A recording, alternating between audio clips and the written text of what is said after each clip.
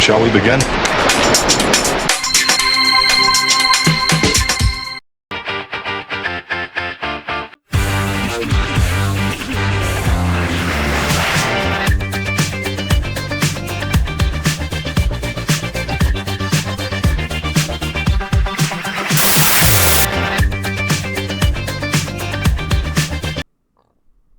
So we're going to get the ball rolling with the DC games. Now, evidently, I'm not going to go through every single last DC game that's out there, but I've got some to just bring up here, and we're just going to go through them and just have a quick commentary and just try to see what, like, overall, what's going on. So one of the first ones that I can remember was this Justice League Task Force game. You know, Superman with the long hair. You got the Flash. Even Green Arrow was in it and that sort of thing.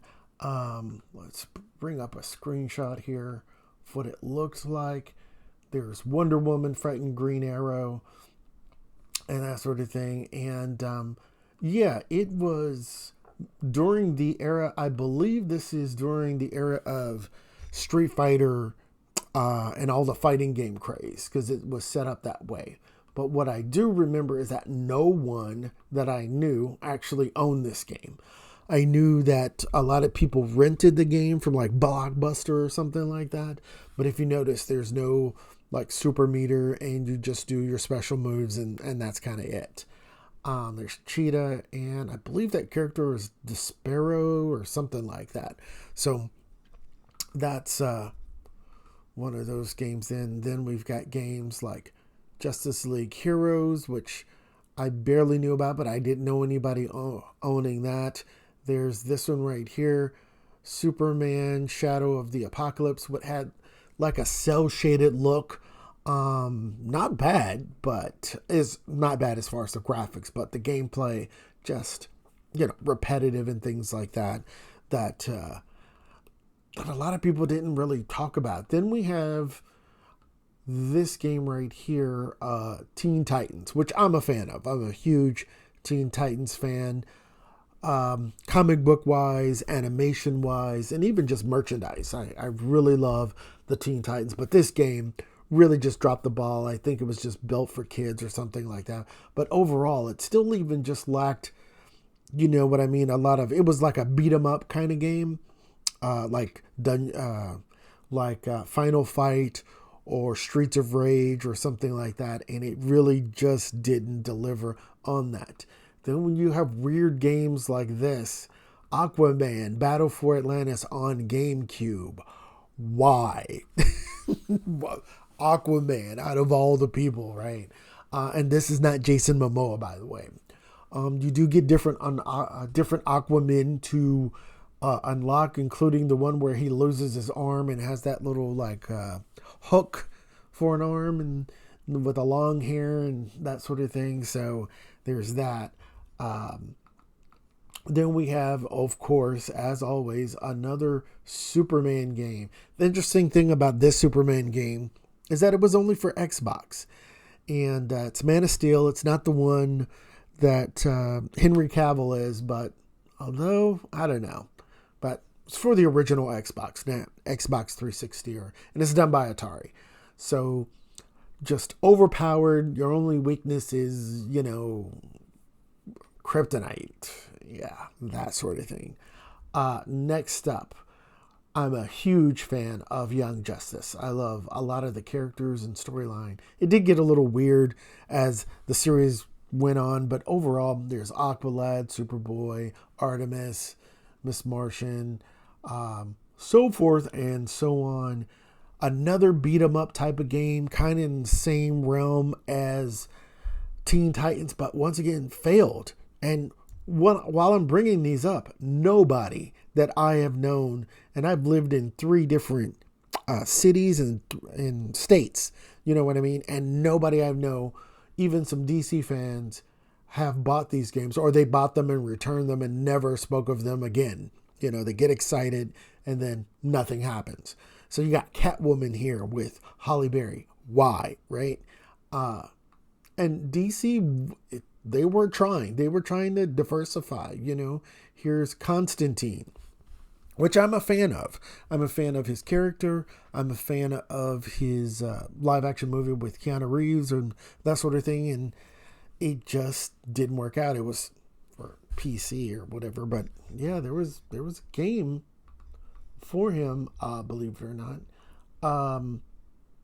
Then there's DC Universe, which I believe has one of the best like intro CG, storytellings with Lex Luthor, call him, bring him to me, that thing. But overall, I would say this was a fairly good success. I'll just say it that way. Fairly good, right? Then you have other things like this right here, Injustice.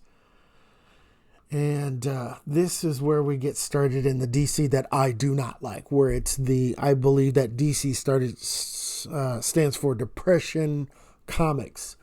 Like everything's dark, figuratively and mentally, meaning the palettes are dark, gray, black, then it's bleak, dilapidated, just soul crushingly bleak. You know what I mean? Like these games. So Injustice did do well. I would say it was a success, and a lot of people still like it. But myself, I don't like it. It's like the whole series of this turned into Gears of War, and of course, I was going to bring this up. Arkham Knight and the Arkham games, pretty well loved. I would say that's a success as well. A lot of people enjoy those. I was excited for this game, Gotham Knights, because I'm a big fan of God, I'm drawing a blank here.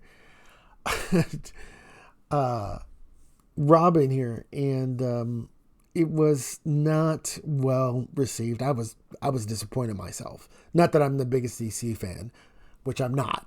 But it looked like it had some interesting mechanics, but ultimately failed. And it had decent buzz. Then we get into something like this. The Suicide Squad. I don't know what this obsession with the Suicide Squad came from. But here they are, where you got King Shark, Harley Quinn, Captain Boomerang. Which these two, I don't see them as martial artists or combatants. Did she all of a sudden learn like 7 or 8 different types of martial arts, to fight, superheroes and things like that, or metahumans or whatever? I don't know. Not my type of game. I don't like the Suicide Squad at all. I don't like the concept.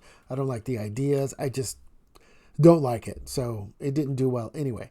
Now we get into where DC was trying to copy Marvel versus Capcom.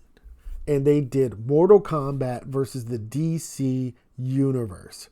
When some people were just like, oh my God, this is so incredible. To me, it is the most stupid idea next to Batman versus Superman, movie, comic book, whatever.